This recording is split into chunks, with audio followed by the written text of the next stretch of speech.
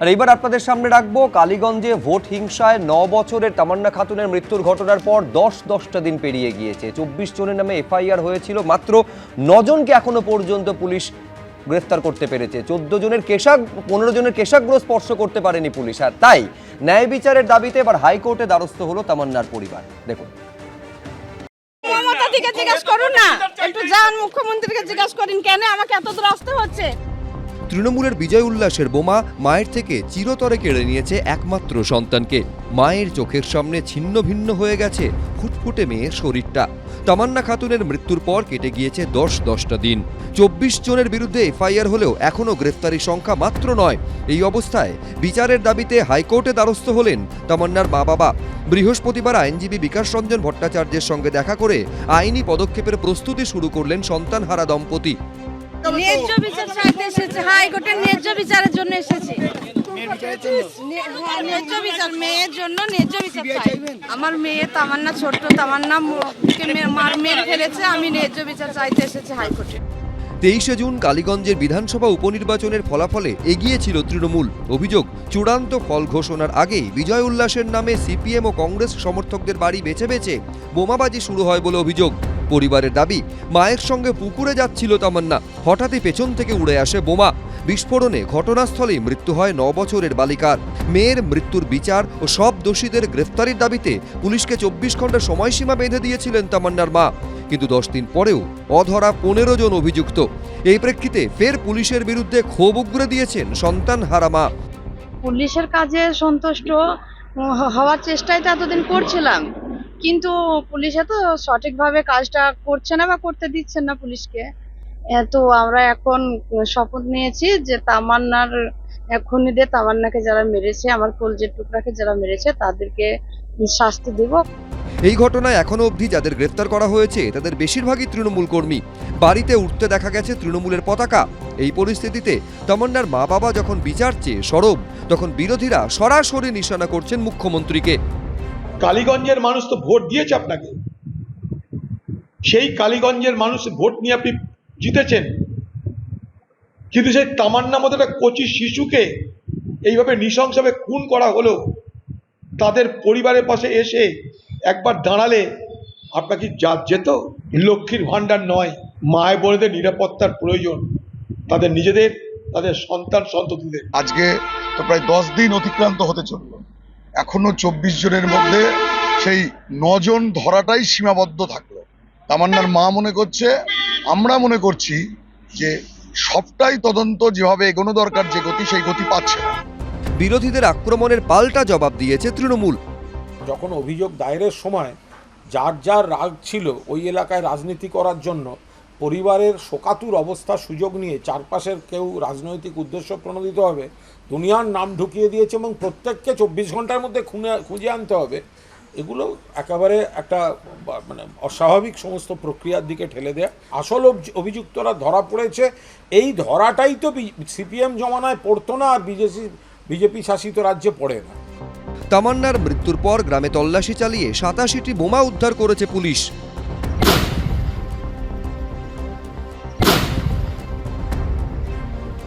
কিন্তু এই তৎপরতা আগে কোথায় ছিল? প্রাণ না গেলে কি প্রশাসনের হুঁশ ফেরে না? আবির দত্ত, প্রদ্যোৎ সরকার, এবিপি আনন্দ। দেখুন, আমরা বিশ্বাস করি পুলিশ পারে না এমন কোনো কাজ নেই, সেটা কলকাতা পুলিশ হতে পারে বা রাজ্য পুলিশ হতে পারে। কিন্তু আমি অরিন্দমদার কাছে এইখানে আসবো যে অরিন্দমদা, এর আগের প্রতিবেদনে আমরা দেখালাম যে সেই পুলিশের বিরুদ্ধে ক্ষোভ প্রকাশ করছেন, প্রশ্ন তুলছেন পুলিশের ভূমিকা নিয়ে রাজ্যের মন্ত্রী। এই পুলিশকে গালাগালি দিয়েও অনুব্রত মণ্ডলের বিরুদ্ধে কোনো কড়া ব্যবস্থা এখনো পর্যন্ত পুলিশ নেয় না। আবার এই পুলিশের ভূমিকায় অসন্তোষ প্রকাশ করে কলকাতা হাইকোর্টে দ্বারস্থ হতে হচ্ছে তামান্নার পরিবারকে। আমি বলছি, পুলিশ পারছে না নাকি পুলিশকে করতে দেওয়া হচ্ছে না? আমি আপনাকে প্রশ্ন করি, যে পুলিশের এসপিকে মারে, ডিসিকে মারে মেটিয়াবুরুজে, এসডিপিওকে মুর্শিদাবাদে মারে, আইসিকে কলার ধরে টেনে নিয়ে যায়, নরেন্দ্রপুর থানা সাব ইন্সপেক্টর ওয়ারেন্ট এক্সিকিউট করতে তাকে চাকু মেরে দেয়, এগুলো কারণটা কি? কারণটা হচ্ছে এক সংখ্যক পুলিশ আজকে অপরাধ দমন করতে গিয়ে নিজেরাই অপরাধী হয়ে যাচ্ছে। আপনি আমাকে বলুন না, যে আপনি আমাকে একটা প্রশ্ন করলেন দল কি করছে, আমি প্রথমে একটু না বললে হয় না। সেটা হচ্ছে মিস্টার সিদ্দিকুল্লাহ চৌধুরী মুখ্যমন্ত্রী যখন বলেছিল যেখানে ওয়াকফ বিল আমরা জারি করতে দেব না, মৌলালির দৃশ্যটা আপনারা দেখেছেন?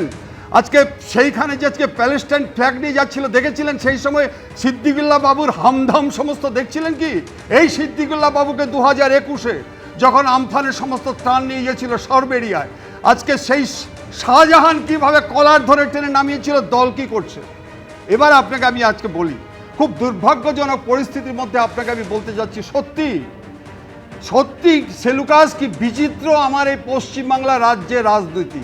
আজকে মন্ত্রী মার খাচ্ছে, আজকে আরজিকর হসপিটালে আজকে ডাক্তার 36 ঘন্টা ডিউটি করার পর সে রেপ হচ্ছে, মার্ডার হয়ে যাচ্ছে। আজকে কসবার মতো ঘটনা, একজন শিক্ষার্থী অ্যাডভোকেট সে মার খাচ্ছে। এবার আমি আপনাকে বলছি, এই যে তমান্নার ঘটনাটা আপনারা বলছেন, আপনারা যদি দেখেন এই নদিয়াতে কিন্তু তৃণমূলের একজন এমএলএ মার্ডার হয়ে গেছিল, আপনার মনে আছে বোধহয়, কি নৃশংসভাবে হত্যা হয়েছিল তৃণমূলের। আজকে এই যে who is Kalu Sheikh, who is Anwar, তারা 5 ভাই দীর্ঘদিন ধরে ওখানে রোলার চালিয়ে টাকা তুলছে। আপনি বলুন যে সকেট বোমাটা আপনারা যেটা দেখাচ্ছেন, আমরা তো ভাই বহু বোম উদ্ধার করেছি, এগুলো কি আজকে বোম বলছেন আপনি? এগুলো সকেট বোমা। আজকে মুখ্যমন্ত্রী যখন কাণ্ডে যখন বলেছিল পুলিশকে যে সব তৈরি করতে হবে, সব তুলতে হবে, ধরতে হবে একের পর এক, সময় বেঁধে দিয়েছিলেন, সময় বলে দিয়েছিলেন। এবং আরেকটা আপনি বলছি 25/6/2024-এ মুখ্যমন্ত্রী বলেছিলেন আমি কি রাস্তায় ঝাঁটা নিয়ে নামতে পারবো? বলুন আপনি আমাকে। সেই পুলিশ আজকে 24 জন, এফআইআর নেম 21 মাত্র 9 জন। আপনি আমাকে বলছেন, এবং তার পরবর্তীকালে বাগান থেকে এই আনোয়ার বাড়ি থেকে আজকে সকেট বোম তৈরি বের করছে। এগুলো কার জন্য, কিসের জন্য করছে? তাহলে এক কাজ করা যাক, তাহলে বিরোধী পক্ষ যারা আছে বিধানসভাতে একটা আইন আনুক যে বিরোধী পক্ষ আর কোনো রাজনীতি করতে পারবে না। একের পর এক আপনি যদি ওখানে মানবাধিকার খাতিরে যান, আপনাকে বলবে আপনি হচ্ছেন গিয়ে বিজেপি করেন, আরএসএস করেন, সিপিএম করেন, আজকে ওই কংগ্রেস করেন। What is this?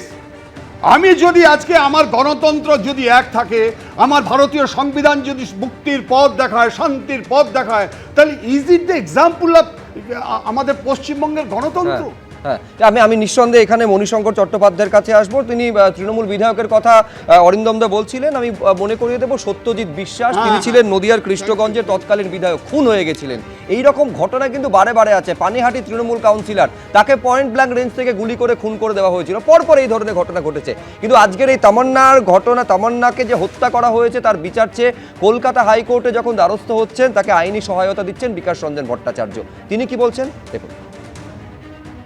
আমার কাছে এসেছিলেন তামান্নার মা এবং তার বাবা, তাদের কাছ থেকে সব শুনলাম। শুনে আমরা দেখতে চাই যে তদন্তটা ঠিক কোন পথে এগোচ্ছে। ওদের আশঙ্কা রয়েছে যে যারা আসল অপরাধী তাদের দিকে প্রশাসনের বা তদন্তকারী সংস্থার নজর নেই। আর দ্বিতীয়ত এখনও ওরা একটা অত্যন্ত ভয়ের পরিবেশে আছে, ওদের মধ্যে এখনও আতঙ্ক আছে, এবং যারা অপরাধ করেছেন বা অপরাধ যারা করতে সাহায্য করেছেন তারা খোলাখুলিভাবে ঘুরে ফিরে বেড়াচ্ছেন, এবং ওদের প্রতি তাদের একটা অত্যাচারের ইঙ্গিতও তারা দিচ্ছেন, এমন কথা তারা বললেন। সেসব শুনলাম, শুনে আমি যা আইনত করণীয় ভাবনা চিন্তা করছি, করে ব্যবস্থা নেব। কেন এই পরিবারটিকে আমরা অসহায় অবস্থায় ফেলে দিতে রাজি নই। আজকে তামান্নার মা যদি বা তামান্নার পরিবার যদি বিচার না পান, তাহলে পশ্চিমবঙ্গ ইতিমধ্যেই গুন্ডাদের রাজত্ব হয়ে গিয়েছে। আগামী দিনে একেবারে ঘরে ঘরে গুন্ডারাই নিয়ন্ত্রণ করবে, অন্য মানুষের পক্ষে বাঁচা বিপজ্জনক হয়ে উঠবে। সেই দিক থেকে ভাবনা চিন্তা করে যা করণীয় করব। আমি এইখানে শুধু একটা উল্লেখ করতে চাইবো যে ঘটনার দিন, যেদিন খুন হয়ে যাচ্ছেন, প্রায় এক ঘন্টার মধ্যে, তারও কম সময় হবে, মুখ্যমন্ত্রী মমতা বন্দ্যোপাধ্যায় নিজে টুইট এক্স হ্যান্ডেলে পোস্ট করেছিলেন এবং দ্রুত একেবারে সকলকে গ্রেফতার করা হবে, পুলিশ স্ট্রংগেস্ট অ্যাকশন নেবে, এই কথা বলেছিলেন। তারপরে এই প্রশ্নটা কেন তৈরি হবে মনিতা, যে এখনো পর্যন্ত 24 জনের মধ্যে মাত্র 9 জন গ্রেফতার হয়েছে? না, আমি 24 জনের মধ্যে 9 জন বাকিদেরকে আড়াল করার চেষ্টা হচ্ছে নাকি? বাকিদেরকে একটা ইনভেস্টিগেশন আপনি দেখুন না, হ্যাঁ, কদিনের মধ্যে 9 জনকে করা হয়েছে। আমি বলছি যদি সত্যি সত্যি কারো আছে অভিযুক্ত, তাদেরকে ইচ্ছে করে করছে না, সেটা অন্যায়। কিন্তু আপনি বলতে পারেন না সবাই অ্যাভেলেবেল আছে সঙ্গে সঙ্গে। আজকে দেখুন না, পুলিশ অপেক্ষা করছে, তারা কখন নিজেরা পেহেলগাঁয়ে 4 জনকে আজ পর্যন্ত পেরেছে। পেহেলগাঁয়ে 4 জনকে মানে অ্যারেস্ট করার জন্য তো আমরা কত গোলা ফাটিয়েছি। দেখুন মানে আমি বলছি এটা নিয়ে রাজনীতি তুলনায় আসছে, এটা নিয়ে রাজনীতি একটা ছোট্ট মেয়ে নিয়ে তাদের একটাই আবেদন বিচারটা ঠিকমতো যাতে পায়। এটা নিয়ে কিন্তু পশ্চিমবঙ্গের আপামর জনসাধারণ তাদের সঙ্গেই আছে, কিন্তু ব্যাপারটা হচ্ছে তারা হচ্ছে নির্দিষ্টভাবে একটা পার্টি করে। মনিদা প্রশ্নটা হচ্ছে এইখানে এই মোলান্দি গ্রামে কিভাবে দাঁড়ান মধুজা এক সেকেন্ড এই মোলান্দি গ্রামের একের পর এক ছবি আমরা দর্শকের সামনে দেখিয়েছি, লোকসভা নির্বাচন থেকে শুরু করে পঞ্চায়েত নির্বাচন, এই গাওয়াল শেখরা কিভাবে খোলাখুলি বোমাবাজি করেছে, একেবারে ত্রাসের রাজত্ব কায়েম করেছে, এটা কারুর অজানা নয়।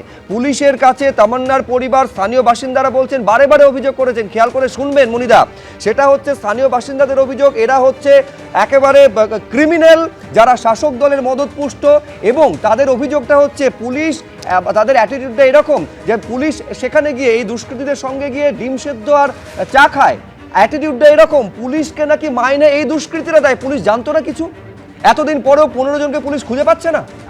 আমি একটা লাইন শুধু বলবো, আমি বলছি যে পুলিশ খুঁজে পাচ্ছে যেটা বলছেন, এখানে তো সেন্ট্রাল এজেন্সিও তো অনেকগুলো কথা আছে। আরে বাজে সিপিএম রা ল এন্ড অর্ডার তো স্টেট সাবজেক্ট। আমার কথা হচ্ছে সুব্রজিৎ যে কথাটা বললো, আমি শুধু একটা গুলিয়ে দিয়ে আর পলিটিক্যাল মাইলেজ পাওয়ার জন্য বিকাশ ভোট চলছে, মানে পলিটিক্স করবেন না। আমি বলছি একটা বাচ্চা মেয়েকে একটা মানে ওর আইনি প্রক্রিয়াতে ওকে দিন, মানে উনি জাস্টিস পায়, মানে পলিটিক্স করবেন না, দীর্ঘ থেকে দীর্ঘ আমি এইখানে মধুজার কাছে একেবারে ক্যাটেগরিক্যালি আসতে চাইছি। কুণাল ঘোষের বক্তব্য মধুজা তুমিও শুনলে, তিনি বলছেন যে মূল অভিযুক্তরা ধরা পড়ে গিয়েছেন, নাম ঢোকানো হয়েছে রাজনৈতিক কারণে, অর্থাৎ বাকিদের রাজনৈতিক কারণে নামটা এফআইআর এ ঢোকানো হয়ে থাকতে পারে, এই সম্ভাবনা কিন্তু জিইয়ে রাখছেন কুণাল ঘোষ। কুণাল ঘোষ ওরকম অনেক কথা বলেন, কুণালের সব কথার উত্তর দেওয়ার প্রয়োজনই বোধ করছি না। নিজেকে আগে ওই সারদা টারদা ওসব নিয়ে নিজে কি বলেছিল এখন কি বলছে ওসব আগে নিজে বুঝে নিক, নিজে আগে ক্লিয়ার করুক, তারপরে ওই নিয়ে উত্তর দেবো। কিন্তু আমার কথা খুব পরিষ্কার, এই চ্যানেলেরই একটি ইন্টারভিউতে একটি প্রোগ্রামে এসেছিলেন তামান্নার মা, ইন্টারভিউ হয়েছিল, আমার ওই কথাগুলো না কানে বাজছে। উনি বলেছিলেন কে জানতো না মোলান্ডিতে ঝামেলা হবে সেদিন, পুলিশ তো সব জানতো, পুলিশ আগের থেকে ব্যবস্থা নেয়নি। এবং এখানে শেষ নয়, একজন উচ্চপদস্থ পুলিশ অফিসার এসে বলছেন ওটা অ্যাক্সিডেন্ট হয়ে গেছে।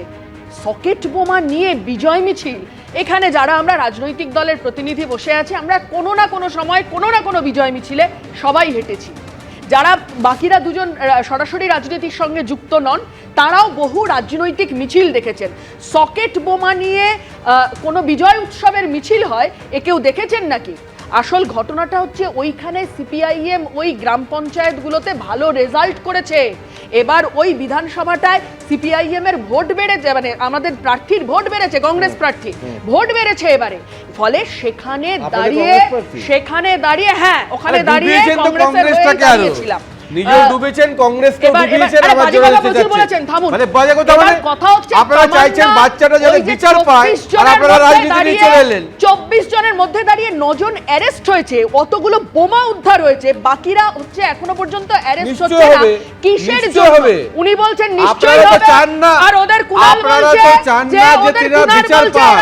আপনারা চান কতদিন ডিলে হয়, কতদিন পলিটিক্স করা যায়, আপনারা বিচার চান না তো, আপনারা নিশ্চয়ই পলিটিক্স করা চান।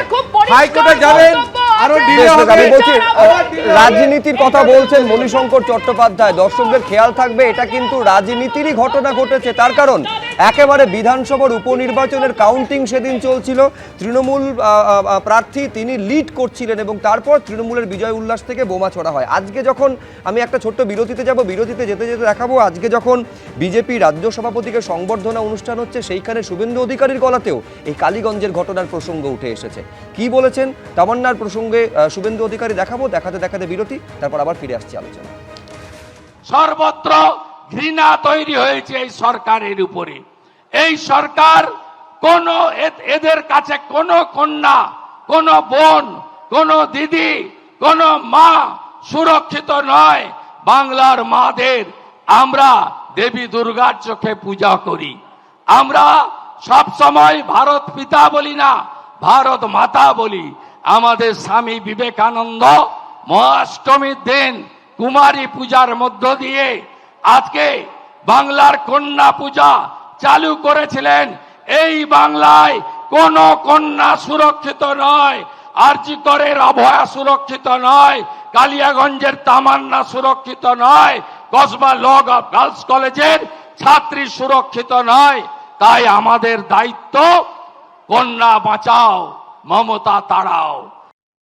আর এইবার আপনাদের সেই ছবি দেখাবো যখন খড়গপুরের প্রাক্তন সিপিএম নেতাকে রাস্তায় ফেলে মারধর করেছিলেন তৃণমূল নেত্রী। সেই ঘটনায় আক্রান্ত প্রাক্তন বাম নেতা অনিল দাসের বিরুদ্ধে এবার জামিন অযোগ্য নন বেলেবল সেকশনে মামলা দায়ের করলো পুলিশ। 30শে জুন ঘটনার দিনই পাল্টা অভিযোগ দায়ের তৃণমূল নেত্রীর।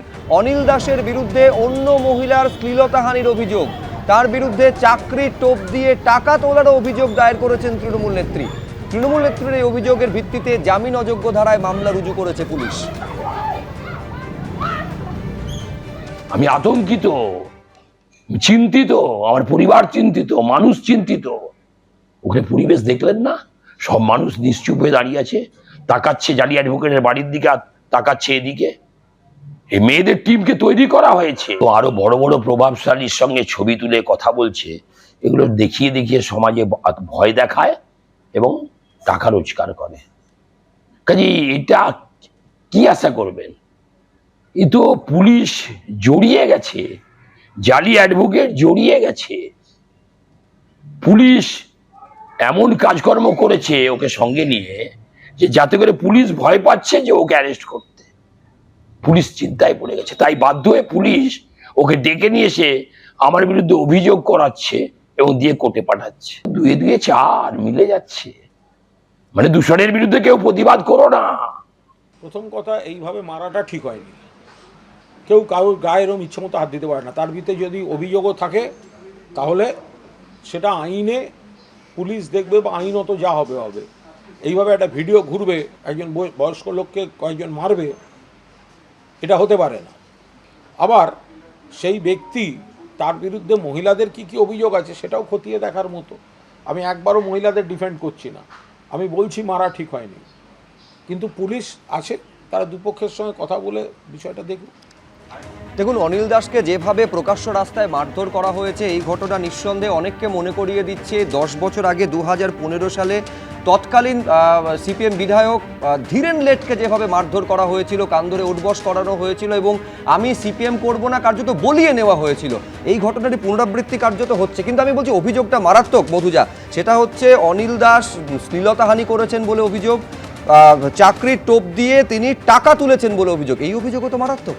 হ্যাঁ, মুশকিলটা হচ্ছে যে অভিযোগ মারাত্মক সবই বুঝলাম, কিন্তু অভিযোগটা আসছে কখন? ওই মারধরের ঘটনার পরে যখন ওই মহিলার বিরুদ্ধে গিয়ে একটা এফআইআর হয়েছে, থানা ঘেরাও করেছেন, এলাকার মানুষ স্বতঃস্ফূর্তভাবে থানা ঘেরাও করেছেন, বহু মহিলাও সেখানে ছিলেন, পুরুষও সেখানে ছিলেন, আমরা দেখেছি।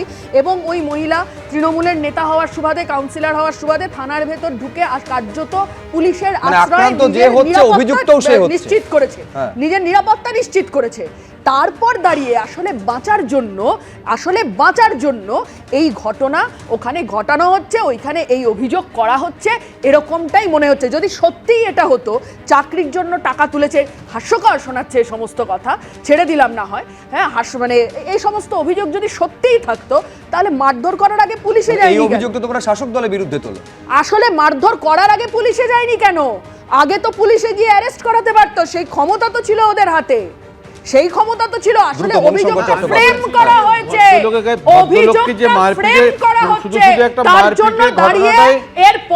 জন্য দাঁড়িয়ে আসলে ওই ঘটনা ঘটার পরে অভিযোগ করতে হচ্ছে। আমরা বলছি শুধু একটা মারপিটের ছবি দেখছি, এবং যে ছবিটা দেখছি সত্যি সত্যি একটা বয়স্ক লোক সে মার খাচ্ছেন, সেটা সত্যি খারাপ লাগছে। সবাই মিলে প্রতিবাদ করছি, কিন্তু উনি বলছিলেন যে আমরা প্রতিবাদ করাটাই ভুল হলো। কিসের প্রতিবাদ করতে গেছিল সেটা শুনলাম না, কিন্তু যখনই চাকরির কোনো কথা হচ্ছে, চাকরির কোনো যখন হচ্ছে তখনই মধুজা বলছে হাস্যকর লাগে, পুলিশের কেস হয়েছে দেখা যাবে। না না, আমি বলছি তিনি যাই প্রতিবাদ করুন, আমি বলছি প্রকাশ্য রাস্তায় যে এক সেকেন্ড, আমি বলছি যে রাজনৈতিক দল এই মুহূর্তে শাসন ক্ষমতায়, তার একজন প্রতিনিধি এভাবে প্রকাশ্যে আইন তুলে নিচ্ছেন, শুধু নয় বাম নেতাকে তিনি এভাবে পেটাচ্ছেন, তার বিরুদ্ধে স্টেপ নেওয়া উচিত। কারণ সিপিএম কে কে মারতে যাবে এই বাজারে? দেখো, পশ্চিমবঙ্গের সরকারি চাকরি পাওয়ার জন্য বিরোধী দলের কোনো লোককে টাকা দিচ্ছে, এই যুক্তিটাই হাস্যকর।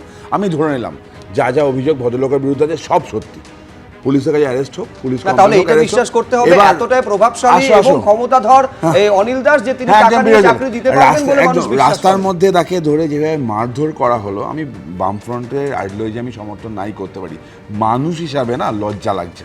সমাজটা কোন দিকে যাচ্ছে আসলে? ব্যাপারটা কি জানো তো, তৃণমূল জিতলেও লোক মরে, তৃণমূল হারলেও লোক মরে, তৃণমূল জেতার পর বকটুই হয়, তৃণমূল জেতার পর কালিয়াগঞ্জ হয় এবং সাধারণ মানুষের রাস্তায় ফেলে মারা হয়। এই ভদ্রলোকের দোষটা কি? এই ভদ্রলোক চাকরি বিক্রি করেছে, এটা শুনতে হবে যে একটা লোক যে জলটা ক্ষমতায় নেই, একটা সাধারণ কর্মী বলা যায়, কি নথিতে আছে আমি জানি না, একটা জায়গার খড়গপুরের মতো সে সরকারি চাকরি বিক্রি করছে, এটাও মানতে হবে। না, বলছি এর আরেকটা এক্সপ্লানেশন আমি জানি না তুমি একমত হবে কিনা, সেটা হচ্ছে মনোজিৎ মিশ্রর একটা ভিডিও গতকাল ঘন্টাখানেক সঙ্গে সুমন অনুষ্ঠানে দেখানো হয়েছিল এবং সেইখানে যখন মারধর করছে তারপর মনোজিৎ মিশ্র বলছে যে এই ছবিটা ফার্স্ট ইয়ারকে দেখাতে হবে, তার মানে একটা ভয়ের বাতাবরণ সে তৈরি করতে চাইছে কলেজে। এখানেও কি সেই চেষ্টা হচ্ছে? এক্স্যাক্টলি ফিয়ার সাইকোসিস, তৃণমূল যেটা করে ভয়ের ব্যবসা করে, একটা ফিয়ার সাইকোসিস। দরকার আছে ওই কোনো? বোম মারা দেখলে না, না, একটা এটা মেয়ে মরলো কালিগঞ্জে, fear কতগুলো psychosis লোক মারা হলো, কেন মারা হলো? ভয়ের আরে পরিবেশ তৈরি CPM করতে হবে। করে সেটা যে জানা আমরাই আছে। সব, আমরাই সব। ও CPM ছিল কিনা সেটা আগে দেখুন। আমি দ্রুত অরিন্দম আচার্যের কাছে আসবো। আমি বলছি, এক তো আমার প্রশ্ন থাকবে যে পুলিশের তদন্ত, পুলিশ জামিন অযোগ্য ধারায় মামলা রুজু করেছে, পাশাপাশি এই ছবিটা অত্যন্ত উদ্বেগের যে প্রকাশ্য রাস্তায় একজন প্রবীণ, যে কোনো দল হতে পারেন, মারধর করা হচ্ছে, পাশে সবাই দেখছে এবং চলে যাচ্ছেন, কেউ প্রতিবাদ করছেন না। সত্যি তো এইসব দৃশ্য দেখতে তো আমরা অভ্যস্ত, তবে এটা মনে রাখবেন পুলিশ কিন্তু তদন্তের শেষ কথা নয়। তাহলে হাইকোর্ট কখনো কখনো আজকে স্টপ ইনভেস্টিগেশন করে দেয়, হাইকোর্ট অনেক কেসে আজকে সিবিআইকে করে দেয়, পুলিশ 13 বছর আগের পুরনো কেসও কিন্তু স্টার্ট করতে পারে, যেটা হাস্যাস্পদ মনে হয়। অতএব আমাদের একটা ভ্রান্ত ধারণা আছে যে পুলিশ বোধহয় আজকে কেস করে দিল। বহু পুলিশ অফিসার এইভাবে মোটিভেটেডলি কেস করার জন্য তাদের চাকরি চলে গেছে, তারা সাসপেন্ড হয়েছে। অতএব যেভাবে নাকি আজকে একটা ছেলেকে, একজন ভদ্রলোককে, বয়স্ক লোককে মারলো, আপনি আমাকে বলুন যদি তছরূপ পড়ে থাকে, যেটা ম্যাডাম বললেন, তার আগে হলো না কেন? এখন কি এই ঘটনাটা হওয়ার পরে কি তছরূপটা হয়েছে? বহুদিন আগে। মানে আমার দলে যখন থাকবে যা খুশি তাই করো, যেই দল ত্যাগ করছে তখন তাদের বিরুদ্ধে কেস করে দিচ্ছে, এটা চলতে পারে।